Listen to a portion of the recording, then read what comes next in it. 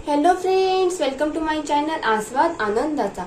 आज के लेक्चर में हम 15 चैप्टर स्टैटिस्टिक का रिवीजन करेंगे। सबसे पहले देखते हैं average. Average is equal to sum of all scores in a given data divide by total number of scores. Average क्या होता है कि जो भी हमें गिवन डेटा दिया है उसमें ऑल स्कोर्स का क्या करना है, सम करना है और उसे डिवाइड करना है टोटल नंबर ऑफ स्कोर। वहाँ पे कितने स्कोर है उसे डिवाइड करना है। कंसिडर करते हैं। देखिए यहाँ पे ए के पास 6 चॉकलेट है, बी के पास 8 चॉकलेट है, सी के पास 7 चॉकलेट है और डी के पास 3 चॉकलेट है। ए के पास 6 चॉकलेट है, बी के पास 8 चॉकलेट है, सी के पास 7 चॉकलेट है और डी के पास 3 चॉकलेट है। तो हमें क्या करना है कि इसका एवरेज निकालना है। Average is equal to sum of all score in a given data. तो यहाँ पे जो स्कोर गिवन डेटा में जो स्कोर है उसका सम करना है। तो देखिए यहाँ पे कितना दिया है 6, तो 6 करेंगे। 6 plus 8 plus 7 plus 3 divide by total number off score. कितना स्कोर दिया है, total number off score count करना है। कितने दिए थे यहाँ पे 1 2 3 4 4 है ना, इसलिए हम डिवाइड बाय 4 किया। तो इसका भी आंसर क्या आ जाएगा, इसका सम कितना आ जाएगा 7 plus 3 10 10 plus 8 18 18 plus 6 24 24 divide by 4।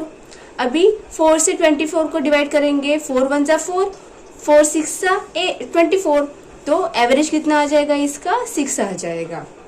तो अगर इन सब का एवरेज निकालेंगे तो कितना आता है, उसका एवरेज 6 आता है। फ्रीक्वेंसी डिस्ट्रीब्यूशन टेबल, तो उसमें समझ लेते हैं फ्रीक्वेंसी ऑफ स्कोर क्या होता है।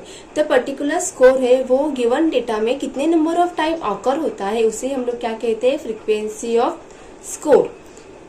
पर्टिकुलर स्कोर है वो गिवन डेटा में कितने नंबर ऑफ टाइम ऑकर होता है, उसे हम लोग क्या कहते हैं, फ्रीक्वेंसी ऑफ दैट स्कोर।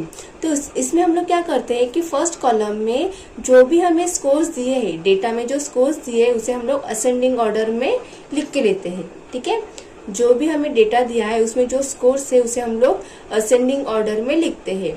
फिर उसे सीरियली काउंट करके सेकेंड कॉलम में टैली मार्क देते हैं। ठीक है, फर्स्ट क्या करते हैं हम लोग कि जो भी डेटा दिया है उसका जो स्कोर है उसे असेंडिंग ऑर्डर में हम लोग लिखते हैं और दूसरे कॉलम में सीरियली काउंट करके हम लोग दूसरे कॉलम में टैली मार्क करते हैं और वो टैली मार्क इस तरीके से हम लोग निकालते हैं।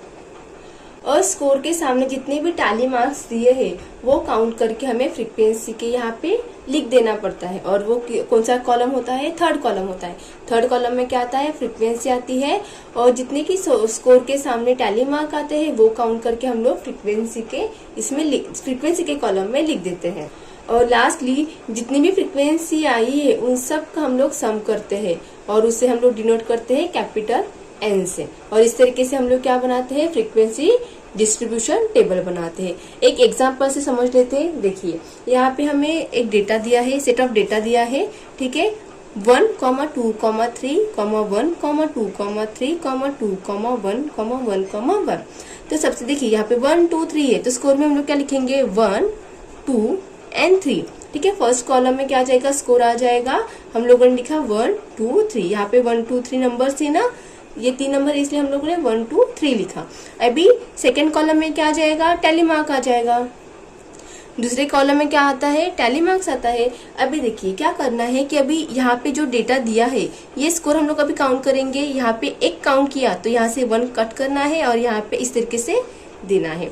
2 है तो 2 के सामने करना है, 3 है तो 3 के सामने, 1 है तो 1 के सामने, 2 है तो 2 के सामने, 3 है तो 3 के सामने, 2 है तो 2 के सामने, 1 है तो 1 के सामने, 1 है तो 1 के सामने। अभी देखिए ये ये 1 हमने काउंट किया। अब यहाँ देखिए पहले ही 4 हो गए हैं ना, 1 2 3 4 हम लोगों ने पहले ही 4 काउंट किए हैं। तो ये 5th वाला है, इसलिए हम लोग इसे इस तरीके से लिख देंगे। ठीक है, इस तरीके से यहाँ पे ड्रॉ करेंगे। अभी क्या करना है, फ्रीक्वेंसी में क्या होता है, ये जो स्कोर है उस स्कोर के सामने कितने टैली मार्क्स है, 1 2 3 4 5। तो यहाँ पे फ्रीक्वेंसी में वो नंबर लिख देंगे। 5 आया था, 5 लिखा था। ये स्कोर है, इसके सामने कितने टैली मार्क्स आए थे, 3 1 2 3। तो यहाँ पे 3 लिख देंगे। यहाँ कितने आए थे, 2 2, तो यहाँ पे 2 लिख देंगे। अभी क्या करना है, ये फ्रीक्वेंसी में जो भी नंबर्स आए उसका हम लोग सम करेंगे। 5 + 3 8 8 + 2 10, तो ये इसका सम कितना आ जाएगा 10 आ जाएगा और इसे हम लोग कैपिटल N से डिनोट करते हैं। तो समझ में आया फ्रीक्वेंसी डिस्ट्रीब्यूशन टेबल बनाते कैसे हैं। अगर आपको इसमें कुछ भी डाउट रहेगा तो हमें कमेंट सेक्शन में बता दीजिएगा, हम आपको फिर से एक्सप्लेन करेंगे। अगर ये लेक्चर आपको पसंद आए तो लाइक करें, शेयर करें और सब्सक्राइब करें। Thank you for watching.